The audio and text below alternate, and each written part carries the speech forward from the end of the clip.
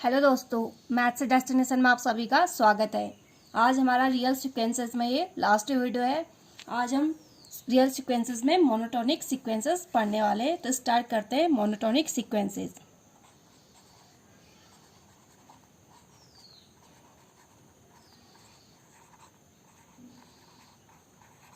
Monotonic sequences. A sequence Sn is said to be monotonic, increasing if Sn plus 1 is greater than equal to Sn for all n, and monotonic, decreasing if Sn plus 1 is less than equal to Sn for all n. It is said to be monotonic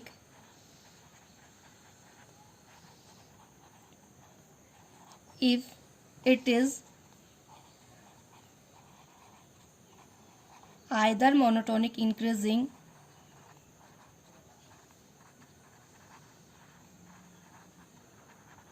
or monotonic decreasing.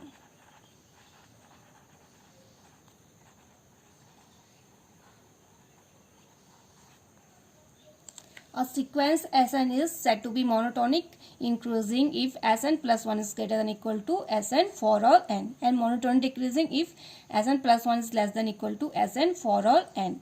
It is said to be monotonic if it is either monotonic increasing or monotonic decreasing. अगर monotonic increasing या monotonic decreasing हमें sequence मिल जाएगी तो उसे हम monotonic sequence कहेंगे. A sequence Sn is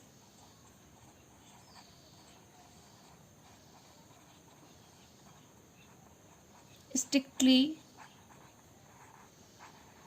increasing if for all n Sn plus 1 greater than Sn होगा तो हम strictly increasing कहेंगे, and strictly decreasing if Sn plus 1 is less than Sn. The monotonic sequences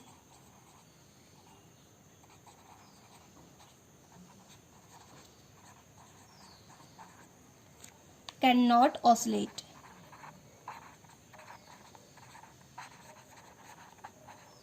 They either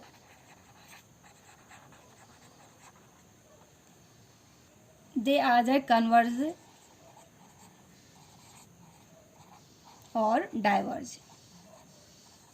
तो monotonic sequence कभी भी oscillate नहीं हो सकते, या तो वो कन्वर्ज होंगे ये डाइवर्ज होंगे. तो ये हमारी मोनोटोनिक सीक्वेंस की डेफिनेशन होगी. अब थ्योरम्स देखते हैं इससे related.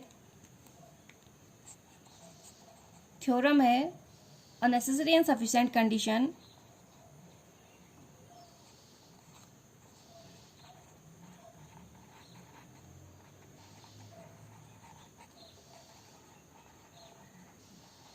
a necessary and sufficient condition for the convergence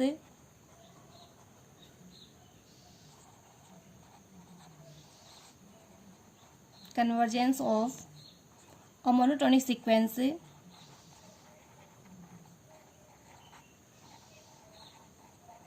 is that it is bounded. तो नेसेसरी एंड सफिशिएंट कंडीशन है कन्वर्जेंस ऑफ मोनोटोनिक सीक्वेंस की कि वो बाउंडेड होगा. It means a necessary and sufficient condition for the convergence of a monotonic sequence is that it is bounded. तो उसे हम क्या होना चाहिए? बाउंडेड होना चाहिए. कुछ कॉरोलरी है. फर्स्ट कॉरोलरी है corollary first, a monotonic increasing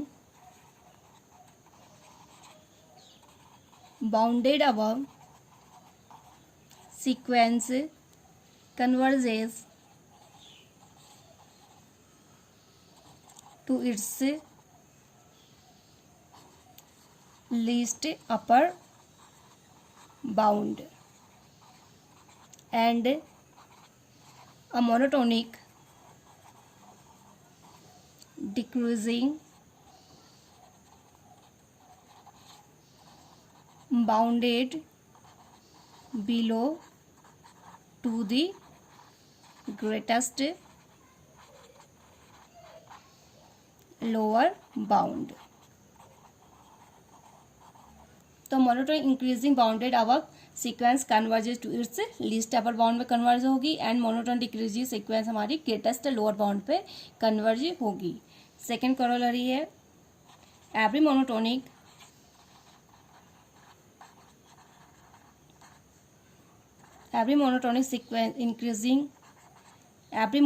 increasing sequence which is not bounded above diverges to plus infinity. अगर मोनोटोनिक इंक्रीजिंग सीक्वेंस अगर बाउंडेड अबव नहीं है तो वो प्लस इन्फिनिटी पे डाइवर्ज होगी. थर्ड है every monotonic decreasing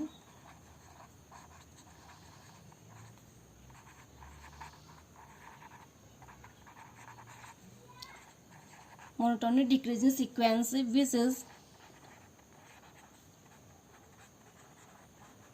not bounded below is diverges to minus infinity. अगर monotonic decreasing sequence bounded below नहीं है तो वो डाइवर्ज होगी माइनस इन्फिनिटी पे. अगर बाउंडेड अबव नहीं होगी तो प्लस इन्फिनिटी पे होगा. अगर बाउंडेड बिलो नहीं होगी तो माइनस इन्फिनिटी पे डाइवर्ज होगा. नेक्स्ट है सब sequences.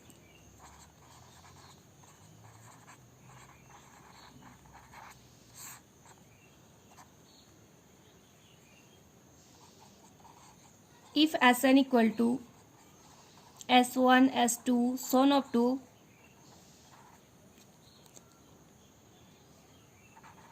be a sequence,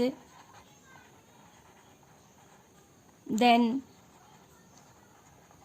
any infinite succession of its terms picked out in any way but preserving the original order उसका प्रिजर्व होना चाहिए लेकिन हम picked out in any way किसी भी तरीके से उसे हम ले सकते हैं. is called a subsequence of Sn. Sn equal to S1 S2 S3 so on up to इस तरीके से Sn की वैल्यू है be a sequence then any infinite succession of its terms picked out any way किसी भी तरीके से हम इनके टर्म्स को ले सकते हैं बट प्रिजर्विंग ओरिजिनल ऑर्डर इसका ओरिजिनल ऑर्डर में होना चाहिए. Is called subsequence of Sn. उसे हम Sn का सबसिक्वेंस कहेंगे. और in other words if N K E B are strictly monotonic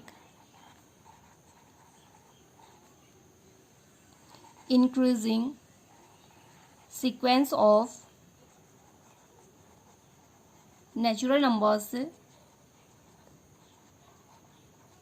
that is n1 less than n2 less than n3 so on up to then Snk is a subsequence of sequence Sn. तो ये Sn का subsequence हो जाएगा. कुछ examples देखते हैं. S2 S4 S6 so on up to S2n so on up to is a subsequence of Sn. Sn का subsequence होगा. ऑर्डर हमारा S2 S4 S6 इस तरीके से है, तो ये इसका सबसिक्वेंस हो जाएगा. इसी Sn में से हमने टर्म्स ले रखे हैं, लेकिन उनका ऑर्डर क्या है, ओरिजिनल ऑर्डर क्या है, प्रिजर्विंग होगा, क्योंकि S2 के पास S4 आएगा, तो इवन टर्म्स ले रखे हैं, तो ये Sn का सबसिक्वेंस हो जाएगा. सेकेंड एग्जाम्पल है S1 S4 S9 so on up to Sn square so on up to is a subsequence of Sn. तो ये Sn का सबसिक्वेंस हो जाएगा. ऑर्डर हमारा प्रिजर्विंग रहेगा, क्योंकि S1 S2 का स्क्वायर S3 ये स्क्वायर के फॉर्म में हमने टर्म्स लिखी. S1 के बाद S4 S9 so on up to ये हमारी क्या हो जाएगी, Sn का सबसिक्वेंस हो जाएंगी. हमने टर्म से Sn से ही पिक्ड अप कर रखे हैं. नेक्स्ट एग्जांपल है S7 S8 S9 so on up to is a subsequence of Sn. Sn का subsequence होगा which is obtained by removing a finite number of terms from the beginning of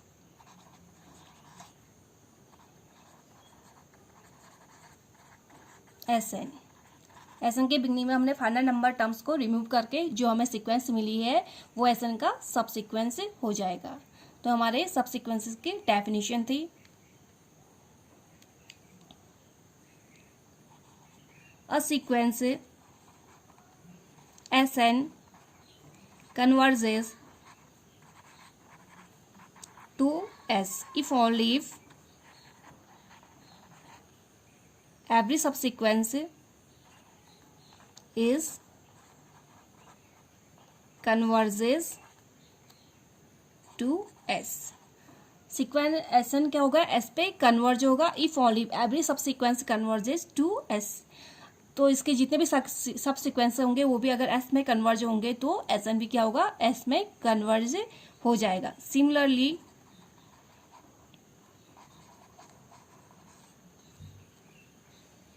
limit Sn equal to plus infinity या minus infinity if only if every subsequence of Sn tends to plus infinity minus infinity. अगर limit Sn हमारे पास plus infinity या minus infinity होगी if only every subsequences Sn के भी जितने भी सब सिक्वेंस अगर वो प्लस इन्फिनिटी और माइनस इन्फिनिटी पे कन्वर्ज या टेंड होंगी. सेकेंड है इफ जाई is a limit of a sequence Sn, then there exists a subsequence Snk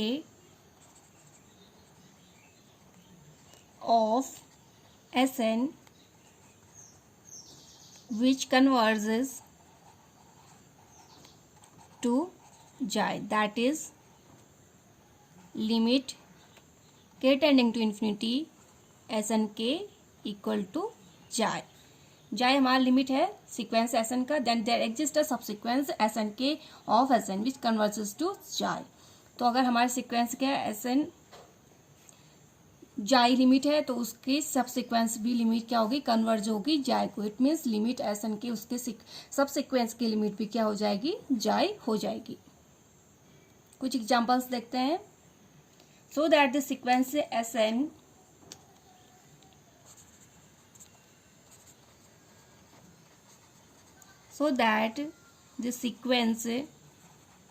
Sn where Sn equal to 1 plus 1 upon n to the power n is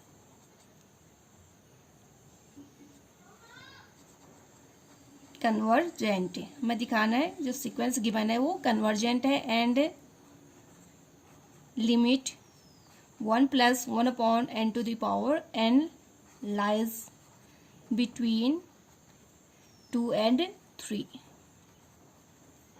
दिखाना है sequence हमारी convergent है और इसकी limit 2 और 3 के बीच में लाई करती है। Sn = 1 + 1/n to the power n। Expansion खोल लेते हैं तो 1 + n × 1/n + n × n-1/2 factorial into 1/n² plus so on up to n × n-1 into 3 into 2 into 1/n factorial into 1/n to the power n equal to 1 + 1 plus simplify कर लेते हैं 1/2 factorial into 1-1/n plus 1/3 factorial into 1-1/n into 1-2/n plus so on up to 1/n factorial into 1-1/n into 1-2/n so on up to 1-n-1/n। तो हमने इसे simplify करके हमारे पास value आ जाएगी। Since each terms beyond the first two terms on the right hand side is increasing function. Two terms को छोड़ने के बाद जितने भी राइट साइड को टर्म्स है हमारी सारी क्या है इंक्रीजिंग फंक्शन है एन के। It follows that S n is a monotonic increasing sequence. तो यहाँ से हमें पता चल रहा है जो सीक्वेंस एस एन है वो हमारी इंक्रीजिंग मोनोटोनिक इंक्रीजिंग सीक्वेंस है, मोनोटोनिक इंक्रीजिंग सीक्वेंस। क्योंकि इसके अलावा जितने भी टर्म्स है ये हमारी सारी इंक्रीज होती जा रही हैं। दो टर्म्स के अलावा जितने भी राइट साइड में टर्म्स हैं ये सारी इंक्रीजिंग टर्म्स हैं। तो इससे हम कह सकते हैं जो सीक्वेंस गिवन है हमारी को मोनोटोनिक इंक्रीजिंग सीक्वेंस है। Again since each bracket on the right hand side is positive therefore we have, जितने भी राइट साइड में ब्रैकेट में टर्म्स हैं ये सारी क्या होंगी पॉजिटिव हैं। तो it means 2 is less than S n. It means S n की वैल्यू क्या होगी 2 से ज़्यादा होगी, क्योंकि एस एन की वैल्यू क्या है 2 प्लस समथिंग पॉजिटिव टर्म्स आ रही हैं तो इसकी वैल्यू क्या होगी 2 से ज़्यादा होगी। तो हम लिख सकते हैं S n is greater than 2 is less than 1 + 1/1 + 1/2 factorial plus 1/3 factorial so on up to 1/n factorial. S n की वैल्यू ये है तो एस एन क्या हो जाएगा इससे छोटा हो जाएगा, क्योंकि 1 + 1 ये टर्म्स आएंगी तो 1/2 फैक्टर इंटू समथिंग ये क्या हो जाएगा ये 1/2 फैक्टर इससे बड़ा हो जाएगा। तो ये सारे टर्म्स क्या हो जाएंगी इस वाले से बड़े हो जाएंगे। It means S n is greater than 2 less than 1 + 1/2। ये वाले टर्म्स को हम इस तरीके से लिख सकते हैं 1/2 फैक्टर। ये सारे क्या है पॉजिटिव टर्म्स है तो हमने सबको स्किप कर लिया तो 1/2 फैक्टर है 1/3 factor so on to 1/n factorial. इस तरीके से हमने टर्म्स लिख दी। Less than 1 + 1 + 1/2 + 1/2 square plus so up to 1/2 to the power n-1। तो हमारे पास ये वैल्यू आ जाएगी। इसे हम ये वैल्यू इससे बड़ी होगी क्योंकि 1 + 1/1 + 1 + 1/2 फैक्टोरियल को हम 1/2 लिख सकते हैं। 1/3 फैक्टोरियल क्या ये वैल्यू इससे छोटी होगी। इट मीन्स ये वैल्यू बड़ी होगी 1/4 हो जाएगा, ये 1/6 हो जाएगा। तो ये वैल्यू छोटी होगी ये बड़ी हो जाएगी। तो इसमें से पूरी टर्म्स क्या हो जाएगी इससे ये टर्म बड़ी हो जाएगी। तो इसकी वैल्यू किसके इक्वल ये वैल्यू 3 के इक्वल होती है तो ये लेस देन 3 ये वैल्यू आ जाएगी। Hence S n lies between 2 and 3। S n lies between 2 and 3। तो हमने दिखा था गिवन सीक्वेंस एस एन जो था वो 2 and 3 के बीच में लाई कर रही है। Thus sequence S n is bounded and monotonic increasing sequence and so has a limit which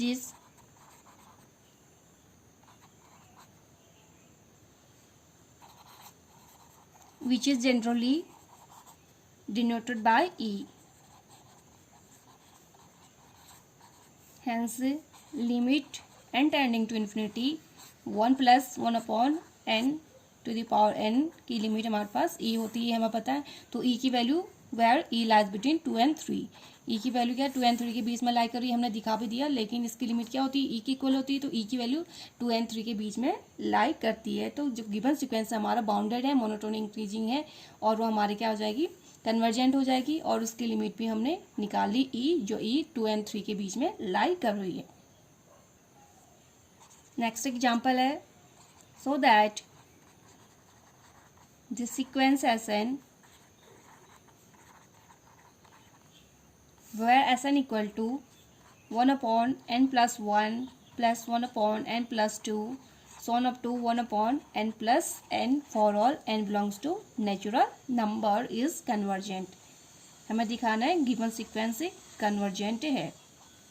now Sn plus 1 minus Sn, इसकी वैल्यू निकालेंगे तो हमें वैल्यू मिल जाएगी 1 upon 2n plus 1 plus 1 upon 2n plus 2 minus 1 upon n plus 1। अगर हम Sn plus 1 minus Sn की value निकालेंगे तो इसकी इक्वल आ जाएगी, इक्वल टू से सिंप्लीफाई कर लेते हैं, 1 upon 2 into n plus 1 into 2n plus 1 is obviously greater than 0 हो जाएगा for all natural number n।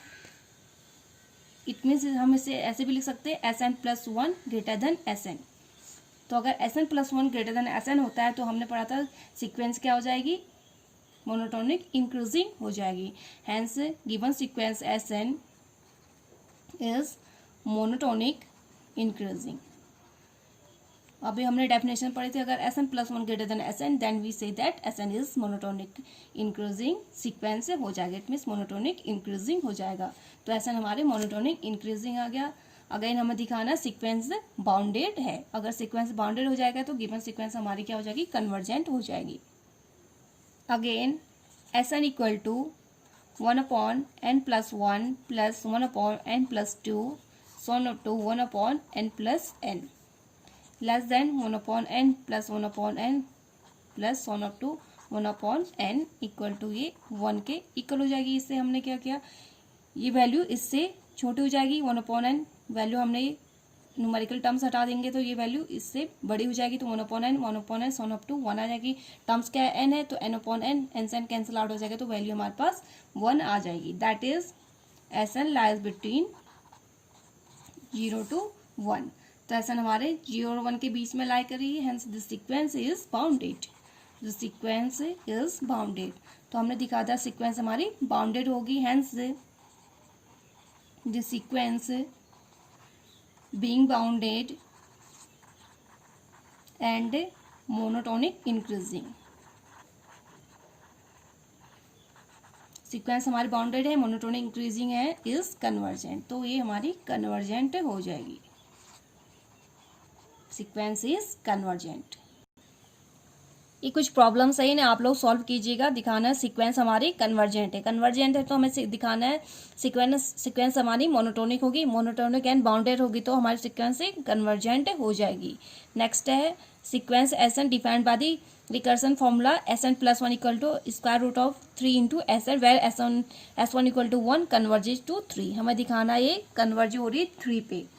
Next problem है Sn such that sequence Sn such that Sn plus 1 equal to square root AB square plus Sn square upon A plus 1 where B greater than A for all n greater than equal to 1 S1 equal to A वो greater than है 0 से।